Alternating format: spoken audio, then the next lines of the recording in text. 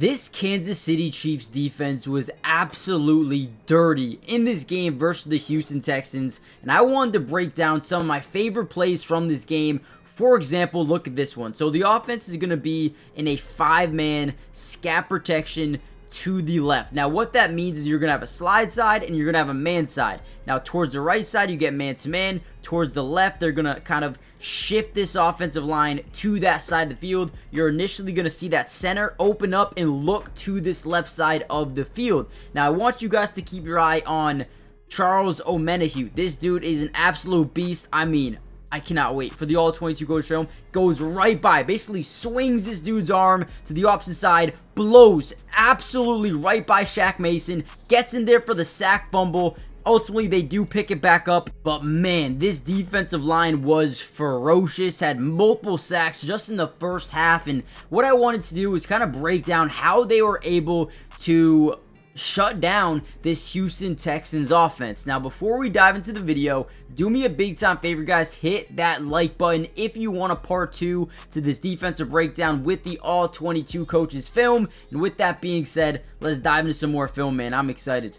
All right, here we go. Another big time play. This one on 3rd and 8. Once again, the offensive line in a 5-man scat protection to the left. This time they're going to line up Chris Jones to the outside because since they're in this scat protection, they're going to slide over to the left, leaving one-on-one to the right side. Hey, if we ever have a one-on-one with Chris Jones, oh yeah, we are absolutely pumped if we're the defense, right? Another thing I don't understand here, usually a lot of teams, right, they like to send the running back over and then chip and release onto a route, or motion the tight end over, chip and then release onto a route. Right here, you tell me what you see. No rotation from the offense, from the running back, from the tight end. No chip and release off Chris Jones. He demoralizes the right tackle and throws him down the backfield for a loss of a couple yards. This is what you get. If you're not going to rotate a guy over, if you're not going to send 2 to Chris Jones, at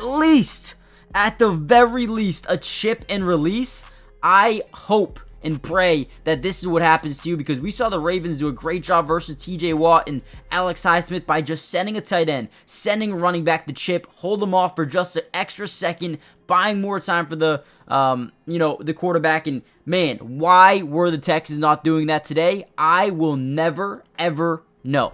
This is just criminal, thinking you can leave one-on-one with Chris Jones. All right, another nasty defensive play. Now, Steve Spagnola, when the game was on the line, about 10 minutes left to go in the ball game, right, they're only up by 8, Texans starting to drive. Steve Spagnola says, all right, I'm going to blitz. I'm going to send pressure to CJ Stroud 5 plays in a row. We get him to a 4th and 10. What do? We're not going to change it up. We're going to send 6. 1, 2, 3, 4, 5, and then 6 through that B gap. Now, the offense is going to be in a full slide to the right, which means every single offensive lineman is going to slide to this right side, leaving the man side for the running back and the tight end. Okay, so picture this. On the slide side, everyone's getting blocked, besides you got the actually C-gap rusher and then your edge rusher off the edge. But again, now they're being defended or blocked by tight ends and running backs.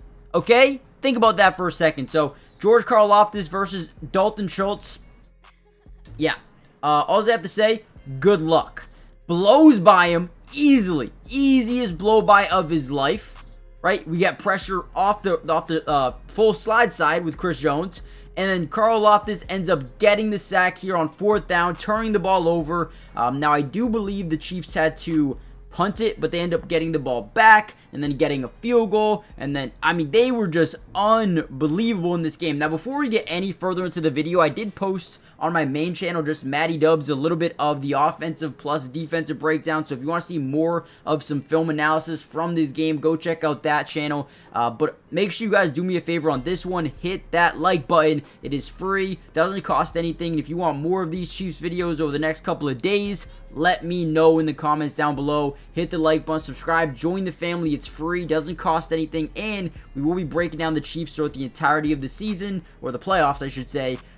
Offense, defense, individual player breakdown, and let me know in the comments, do you want to see an individual player breakdown video for tomorrow or Monday, whatever you guys want to see it? Let me know. And with that being said, let's gotta dive back into some more film. Alright, here was one of my favorite plays of the game right here by the defense, Charles Omenihu. First thing we're going to notice is that the offensive line is in a 5-man scat protection to the left. Now, if you guys don't know what that means, it's basically a pass protection where you have a slide side, which is going to be to the left. Then you're going to have a man side to the right. Now, what is important to notice about this play is our linebacker is going to reach the point of attack and then drop back into coverage. Now, what that does specifically is put a lot of pressure on Shaq Mason. CJ Stroud doesn't make an adjustment here. He doesn't say, oh, let's actually slide to the right just in case that linebacker blitzes. Basically, what CJ Stroud does is he says, you know what, I don't think they're actually going to blitz, so let's keep the slide to the left. Let's keep man-to-man to the right. We should be okay.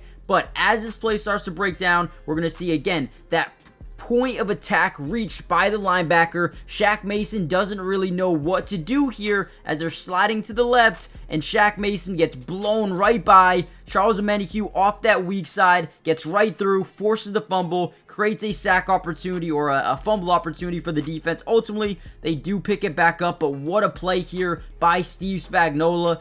Genius play call, but if you're the offense, you got to adjust right here, man. You got to adjust this. Why are we not at least sliding to the other side just in case that pressure initiates and they don't do it correctly? Big time sack here for the defense with the Chiefs. Then here is another one. Once again, they're going to slide the protection to the left side of the offensive line. Man-to-man with Chris Jones. Man-to-man with George Karlaftis. As he gets around the edge, we're going to get a light chip. I mean, the lightest chip you'll ever see in your life by Dalton Schultz here. Watch, he's barely going to touch him. Right, but now we have two one-on-ones that we love. Again, Chris Jones, I don't understand what we're doing for the Texans. Why are we leaving Chris Jones one-on-one? Why?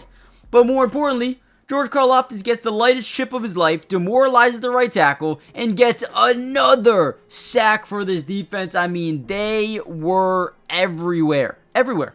There was no stopping this defensive line in this game. They had the Texans number from the start to the finish, and what were they realistically going to do? If you're Houston, you need to just protect yourself. CJ Stroud, slide the offensive line to Chris Jones, initiate a double team, get a hard chip off George Karlaftis, do something differently, because what they were doing was not working from quarter 1 to quarter 4. Nothing changed at all. Now, with that being said, we are going to end the video here, guys.